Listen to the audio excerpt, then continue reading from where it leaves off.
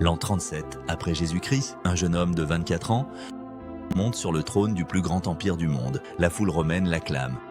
On l'appelle notre soleil, notre étoile. Il est aimé comme aucun empereur ne l'a jamais été. 4 ans plus tard, il est assassiné par ses propres gardes, poignardé 30 fois. Et personne, absolument personne, ne le pleure. Que s'est-il passé? Caligula était-il un monstre, un fou, ou quelque chose de bien plus intéressant que ça? Caligula, son vrai nom c'est Gaius Julius Caesar Germanicus. Caligula, c'est un surnom qui veut dire « petite botte », parce qu'il portait des mini-sandales de soldat quand il suivait son père à la guerre, enfant. Les légionnaires le trouvaient tellement mignon qu'ils lui ont collé ce surnom pour la vie. Son père, Germanicus, est l'un des généraux les plus aimés de Rome. Sa mère, Agrippine, est une femme de caractère exceptionnel. Caligula grandit dans les camps militaires, entre les soldats, les batailles, la discipline. Mais cette enfance dorée va basculer très vite.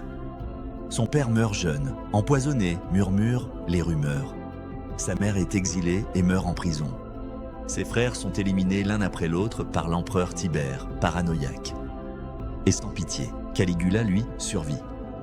En se taisant, en souriant, en faisant semblant de ne rien voir, ne rien entendre. Pendant des années, il vit sous la surveillance de Tibère, sachant que le moindre faux pas signifiait de la mort. Quand Tibère meurt, en 37, Caligula devient empereur. Et Rome explose de joie. En quelques semaines, il libère des prisonniers politiques, abolit des taxes injustes, rappelle des exilés. Il se comporte comme un dirigeant juste, généreux, proche du peuple. Et puis, quelque chose se passe. 6 mois après son accession au pouvoir, Caligula tombe gravement malade. Très gravement. Pendant plusieurs semaines, Rome prie pour lui. Et quand il se relève, il n'est plus le même. C'est là que les historiens divergent. Certains disent qu'il a eu une lésion cérébrale, d'autres parlent d'une psychose. D'autres encore, et c'est la théorie la plus fascinante. Certains disent qu'il n'a pas changé du tout, qu'il a juste arrêté de jouer la comédie. Les actes de Caligula que les historiens romains nous ont transmis sont spectaculaires. Il se déclare Dieu vivant, il se fait représenter en Jupiter, en Neptune. Il fait construire un temple à sa propre gloire. Il humilie le Sénat de manière systématique, les oblige à courir à côté de son char, les convoque en pleine nuit pour des réunions absurdes. Un sénateur qui bâille devant lui risque sa vie. Et puis il y a l'histoire du cheval, Incitatus.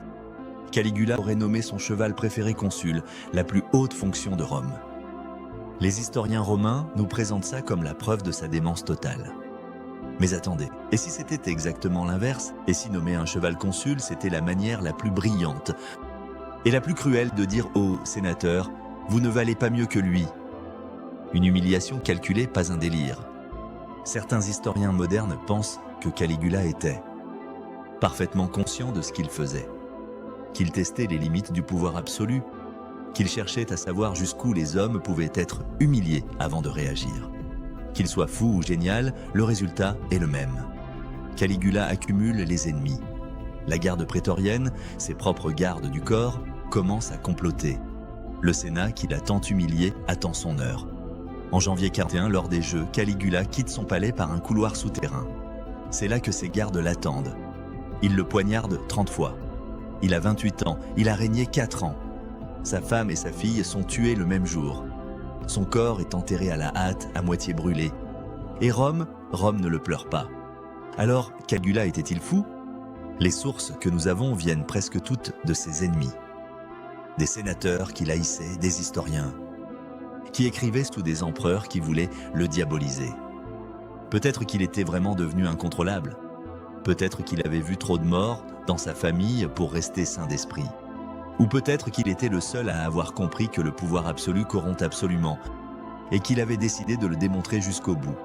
Ce qui est sûr, c'est que 2000 ans plus tard, on parle encore de lui et pas de la plupart des sénateurs qui l'ont tué. Pour vous, qui est le fou dans cette histoire? N'hésitez pas à répondre en commentaire. Si cette histoire vous a plu, le conte est plein de récits comme celui-là. Abonnez-vous, chaque semaine, une nouvelle histoire folle.